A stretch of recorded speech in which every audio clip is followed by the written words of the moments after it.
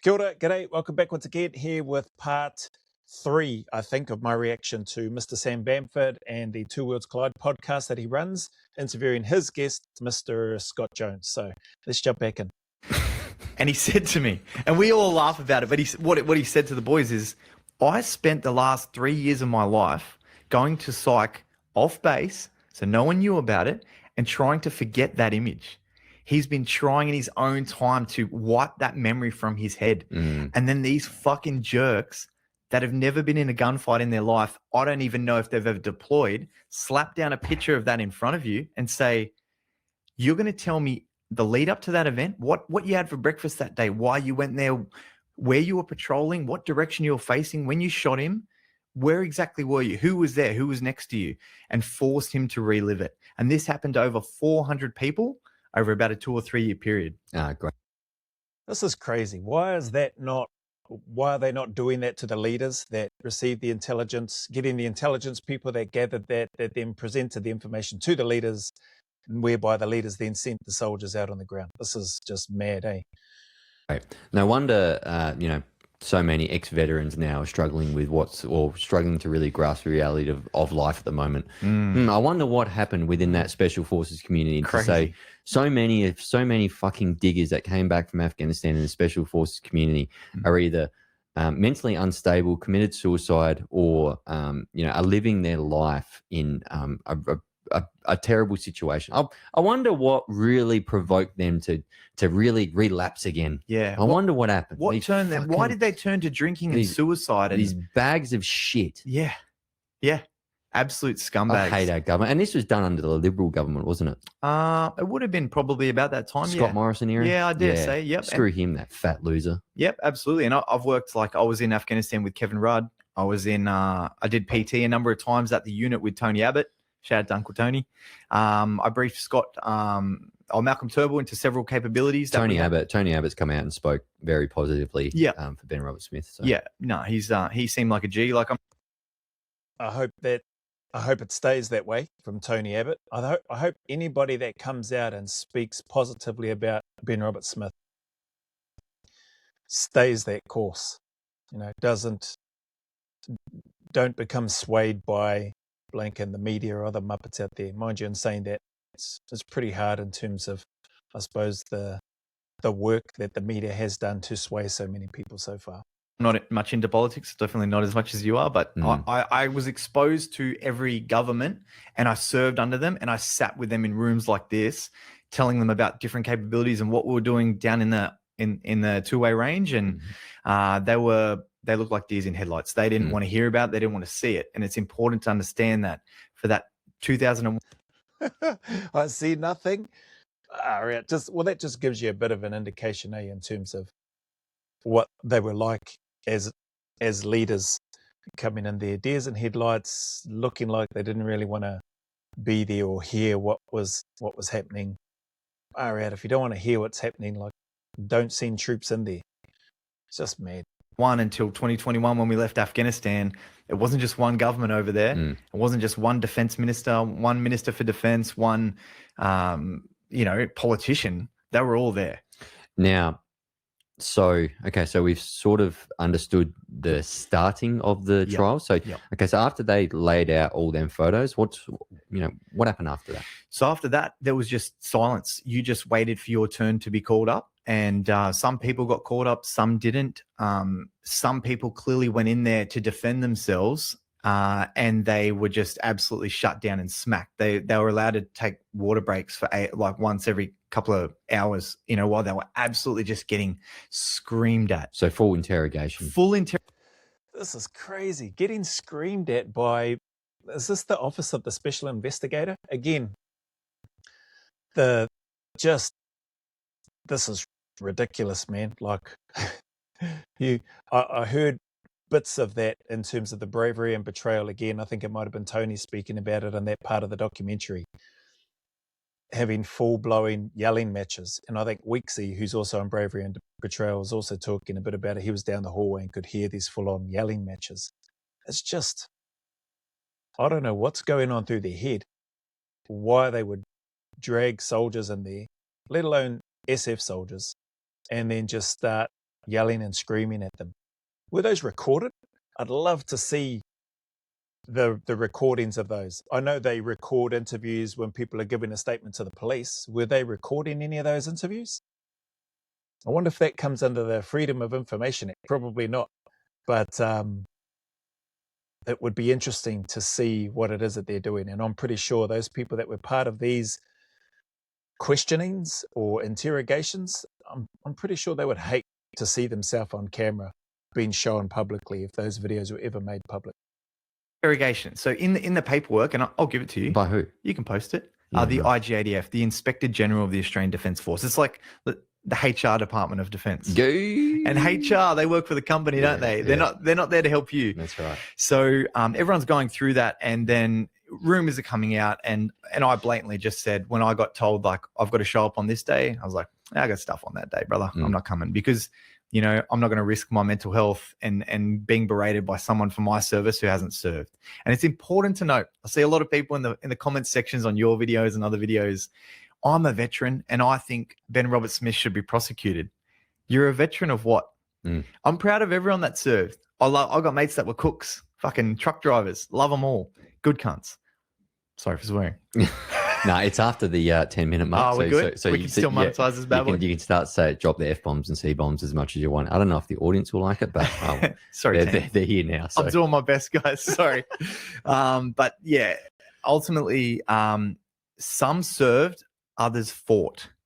So think about that on Anzac Day. Many people served our nation and served our country with pride. They deployed. They went away from their families for 8 months. Yeah. They didn't see their wife and there's kids. Still a huge amount of respect that the Australian population needs to give to those people. Absolutely. And then there's those that fought. Yeah. And then there's a higher level of respect you give to them. That's right. The intensity of their service, they might have only served for 4 years in special operations, but they did 4 deployments to Afghanistan. They were in over 200 gunfights.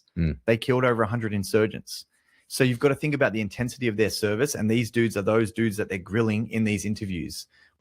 It's a really nice way in which he's summarized that, those that served and those that fought. I think I spoke about that in the live as well, because I hadn't heard it and or thought about it that way until hearing this guy, Scott Jones, Scojo, talk about it and describe it that way. So it's, it takes nothing away. It's not diminishing those veterans who've gone on and served. And there's been a number of people that served in the SAS that never had an opportunity to deploy on operations. So think about that as well. There have been people that I know of who, they're somewhat saddened by the fact that they never got to deploy on any operations during their time there. But, they help lay the foundations for other people coming through, and indeed those that have gone on to serve on multiple operations in the global war on terror. Like, those guys have contributed massively to the unit, to the training, to the learnings, to the identification of methods, techniques, strategies to be able to, operate behind enemy lines. So yeah, everybody should be proud of their service. I agree with what Scojo and stuff is saying here, and still, obviously acknowledge them. And then those people that went and fought, particularly from my perspective, obviously those from Vietnam, before then as well, those during this global war on terror, like, to me, I have, just a massive amount of respect for those operators. And I'm not talking just SF operators, I'm talking all the conventional forces. By and large, a vast majority of conventional forces have been in a heck of a lot more gunfights and kinetic type operations than I ever have been. So it's just, and they fought hard, man. So high charging performers in the ADF, the tip of the spear, obviously. And then, so we're waiting for things to come out, and the report finally drops in 2021-ish, I'm guessing. We'll have to get the dates, fact check that. Take that down, Jamie. Yeah. I need someone like that. Yeah. Don't worry, I'm getting close. Yeah. Getting close. And the report drops while we've still got diggers in Afghanistan. So my mate is sitting at a patrol base as a grunt in northern Kabul, and he's training the Afghan army. And our chief of the defense force comes out and says, hey guys, the whole world, live stream, public broadcast. Hey, potentially some of our soldiers were cutting young boys' throats and putting them in body bags and chucking them that was a lie, wasn't it? Which was a complete lie, complete lie. fabrication. And he lists all these horrendous. So with that lie, I think I spoke in my other reaction because I was getting quite worked up about it, just the ridiculousness of the allegations against SASR and cutting young boys' throats and putting them into body bags and putting them in the river. Like these guys are saying here, I've not seen any of that. I've not done any Google searches for that. Not the first time I heard that when I did a live reaction to this, and not since I'm listening to this again. But if that was a complete lie and fabrication, where did it come from? And who started the lie? And what other lies have started and or been commenced and or initiated as a result of this thing? Has it just been a money grabbing activity and exercise? Because clearly a lot of money gets spent, right? And a lot of money has been funneled towards the office of the special investigator and the group of people that have been a part of that, supposedly doing their job to try to ensure that justice is served, like it, for based on the basis of allegations. And even when it's, from what these guys are saying, proven that those other ones were lies,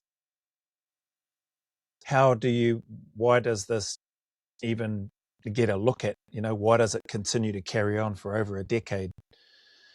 You'd think if these things were true, then shouldn't there be answers and results by now? Like, yeah, there's been an arrest just this year of RS, the second arrest in more than a decade.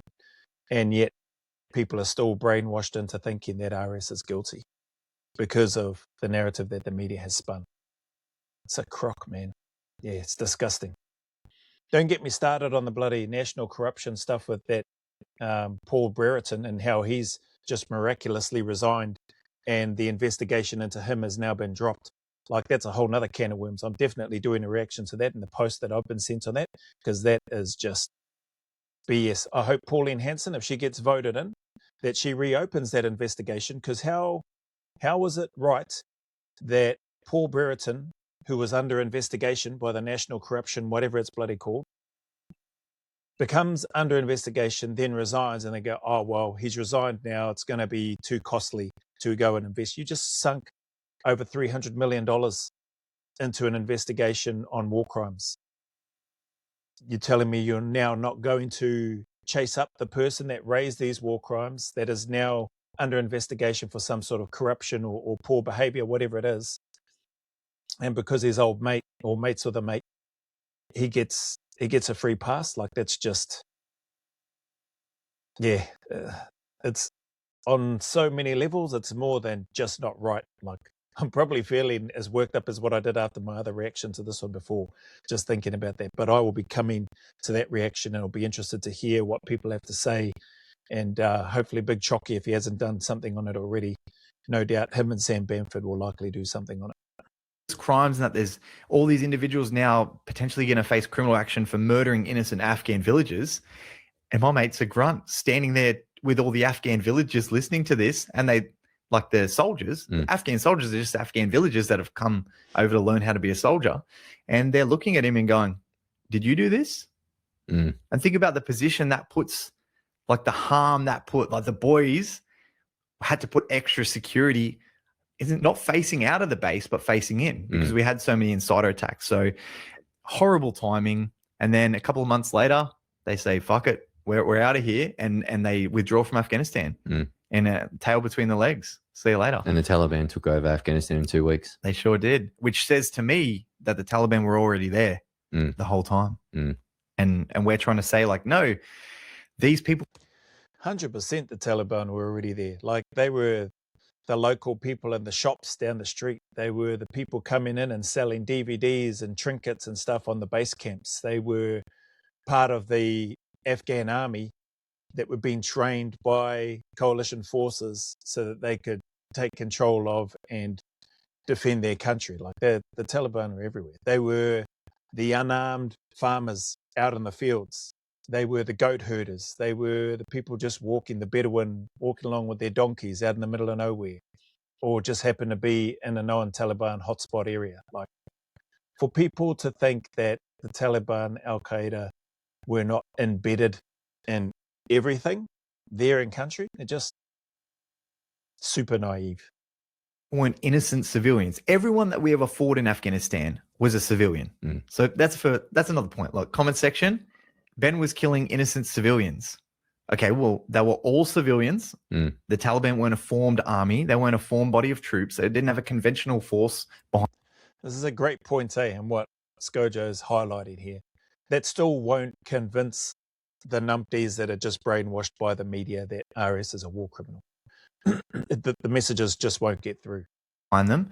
They're an insurgency. They were civilians. When they weren't fighting us, they were just farming their crops or doing whatever they do, butcher buzzy. See, you can't prosecute someone when the enemy blends in to the natural population. You can't prosecute someone when they strap fucking 15 kilos worth of explosives to 13-year-old boys. You can't prosecute someone when they get insiders from the Taliban to join the Afghan National Army that partnered with the Australian Defence Force and turn around and shoot 3 blokes on the 29th of August. That's right. You can't prosecute people for fighting a war like that. No. For all these armchair warrior experts.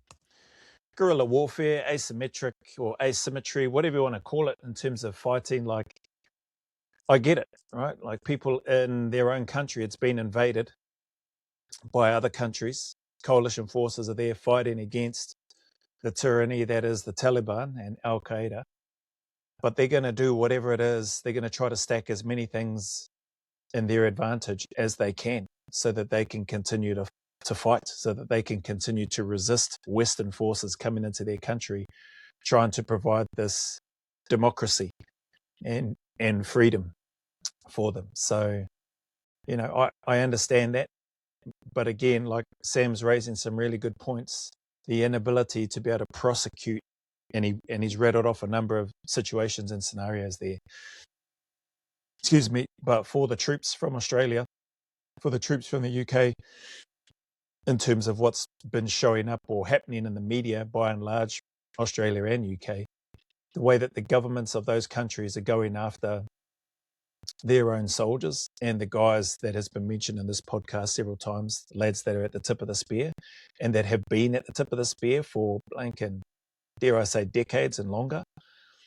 Operation after operation, sacrifice after sacrifice, tour after tour, it's just pretty disgusting in terms of the lack of support. And ADF, no support for these guys.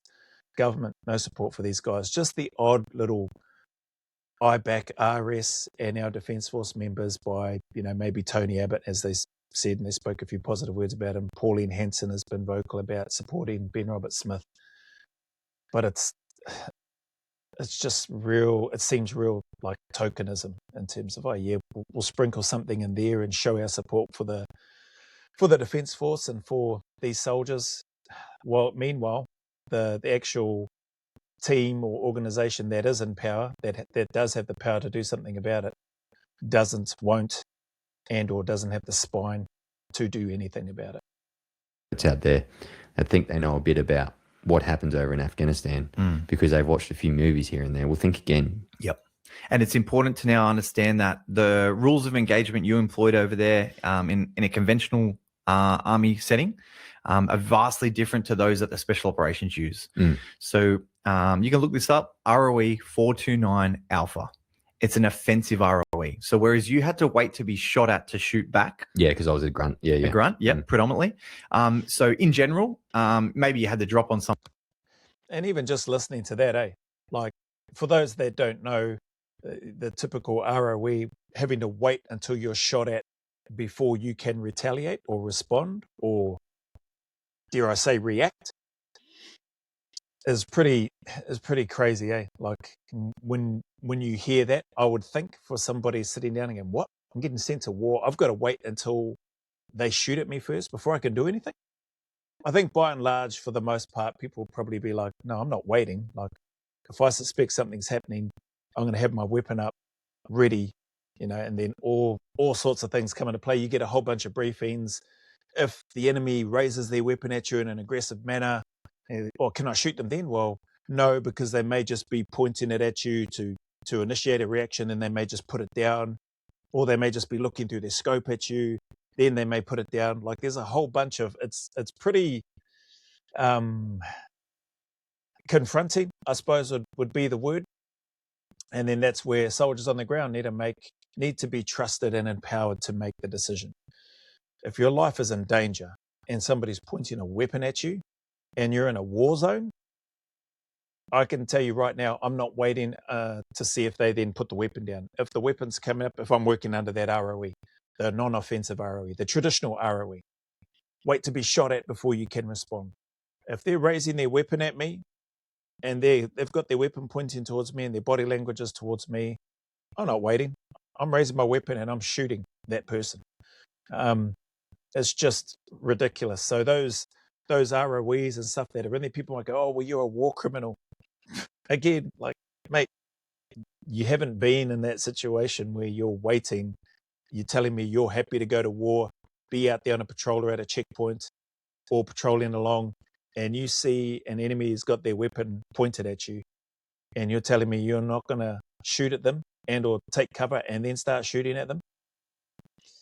Good luck to you then, mate. Anyway, before I go off topic, 429 Alpha, this offensive ROE, I'd never worked under an offensive ROE like that. So this was news and interesting to me hearing that, which I think I was saying when I did a live reaction to this. It now made a lot more sense to me, the the kill capture perspective of the operations and tasks, the mission sets that they were running. And he gets into explaining this in even more detail. Someone you could easily justify taking their life if they were about to attack the patrol, right? But one of the main ROEs that special operations use during targeting operations, which is actually going deep into enemy territory to hit an insurgent commander, is that our government and our politicians and our ministers for defense and all the guys on TV with the big pips on their shoulders, all the senior officers, came up with this thing, ROE 429 Alpha, and that was that we were allowed to go out and target individuals, and if they were the terrorists that we were there to kill, they could be unarmed. So it was an offensive ROE. So what that means is, if you were to name this objective whiskey, and tonight we're going out to kill objective whiskey, if you see objective whiskey and he's watering his plants, he's petting a baby goat, he's asleep next to his wife, the way that ROE 429 Alpha is written is, at all times, that objective is playing a direct part in hostilities. At all times, the dude that's asleep, causing no threat to anyone, is deemed targetable as if he's shooting at you with an AK-47. So, question for you, Sam. Can a special operations soldier, if you're going out to kill the insurgent leader, objective whiskey, and you see him, he's unarmed, am I allowed to shoot him in the face? Under what you just explained, yes. Yes, absolutely. And that will probably rattle a few people, but we didn't write the rules. It's a great explanation Scott Jones gives there in relation to ROE 429 Alpha. And I like the question. I do remember him, well, I don't remember word for word, and it was a while ago when I did the live reaction, but I do remember him throwing the question to Sam. And Sam, like, based on, as Sam correctly answered, based on everything Skojo has just outlined and explained, 100% you can drop that in this scenario, target whiskey, whoever it is. And yeah, like that's a powerful piece in terms of for the operators going out on the ground and having that understanding. Okay, whatever that objective is or the mission, kill capture this person, at all times they are playing an active threat or actively participating in hostilities at all times. Obviously, I think people, and I would like to think that the operators going out on the ground are going to use their judgment. And if you're tapping somebody on the head, like I think Vando mentions on Bravery and Betrayal, giving them a tap on the forehead with the suppressor and they wake up and they're in shock, like I think if the lads were going to drop them, they would have just bypassed the tapping on the head and would have just shot them. So, you know, the lads on the ground are going to make calls and decisions, even though that person may be under the ROE playing an active threat or actively participating. I forget the exact words that Skojo said. You know, if there's an opportunity to bag that person up, get them back, interrogate them, question them, get some intelligence and information which could potentially save other lives going down the track, I like to think the lads are going to do that. unless they specifically, it's not even capture, it's just a kill mission and target that they need to get on, which I wish, part of me, no, I'd say all of me wishes that the Hekmatula mission, whoever captured that guy, it would have been great if they just killed him, because now he's released, isn't he? And he's free, and from what I understand, he's likely celebrated as a hero in Afghanistan for killing 3 Australian soldiers that Sam Bamford was talking about. Whereas RS and Oliver Schultz are deemed as the worst human beings on planet Earth by a lot of people, a lot of naive, small-minded people, by a lot of corrupted media people, and spineless, blinking, weak government officials, and dare I say, military leaders who don't have the backbone to support their own operators either. So anyway. Right? Like can you picture ScoJo fucking doing some legal documents? No, that's the same brass that wrote the rules that are now that are now dodging any sort of allegations to do with any of this stuff. Like, why isn't it that anyone above the rank of Heston Russell getting done for this? Yeah, that's right. Why is it just all you boys on the ground? Yeah, it doesn't make sense. My biggest thing is what happens when an AFL team is going really shit? They sack the coach. Yes. No one blames the players. No. They sack the coach. Yeah. So why is it that in this situation now, it's just all the players and soldiers getting done? Yeah. Why aren't the upper echelons of the rank getting done here? Yeah. It's a great little piece that Sam's added in there too, like the professional sporting arena. Soldiering is a professional occupation. No matter how you slice it, regardless of your role within the military, it's a professional occupation. It's a professional organization. When troops on the ground are, or when troops under somebody's command aren't performing the way that they should, why is it, in this particular case, war crimes, why is it that the leaders from a certain rank and above, captain and above, are held unaccountable? Like there's no accountability for them, and everybody else, like the coalface frontline operators, wear the brunt of it. It's just mad. It's crazy to me that is happening, and it's just playing out. I'm surprised that there aren't more riots, or that there aren't riots, that there aren't more, probably, dare I say, aggressive protests. I think I'd hate to see it, but I think, if stuff happens with RS, if for some reason he's found guilty, I think there would be, personally, I think that there would be some problems and challenges that would come about as a result of that, which the law enforcement and government and, dare I say, military would have to seriously consider, which is, I hope RS, everything goes through. Like I've said, I've been vocal about it, saying I hope it goes to trial, that he gets his day in court and that he gets to prove his innocence. At the same time, I don't mind if it doesn't go to trial. Can he and will he get a fair trial? Probably not. There's too many biases. There's too much information out on the media. Too many people have had their way. And whoever those jury members are that get called up, the supposed additional diversity in New South Wales, where he was arrested, it just seems like he's been set up, man, to me anyway. And it's it's heartbreaking, it's disappointing, but hopefully we get the result that we want, or that I want anyway, which is for RS to be found not guilty of all charges. And I hope he gets a massive payout as a result.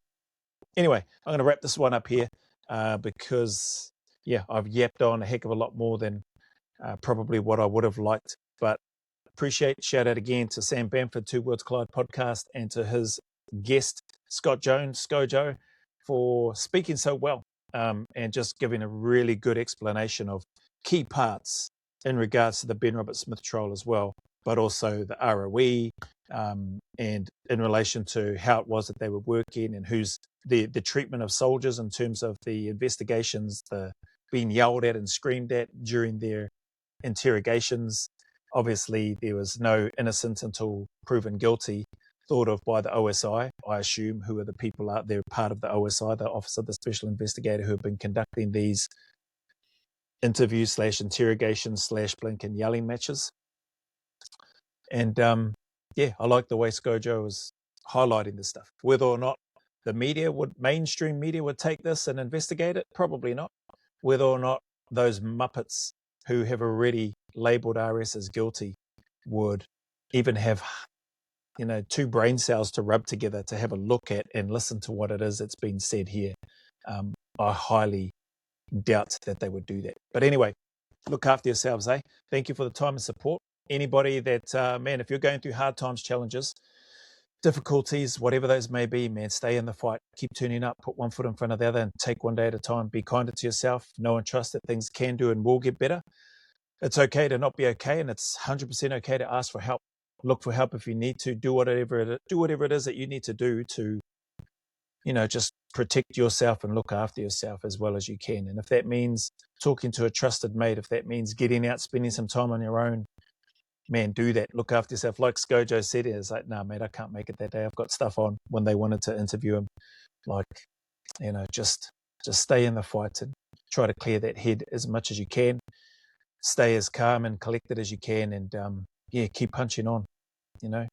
Better days are always closer than you and I think, and the sun will shine again. So just stick at it. As always, go always a little further. Remember, who dares wins and who cares wins. And until the next video, there is a big mana wave coming from me to you, filled with my aroha, respect, appreciation, and gratitude for you all.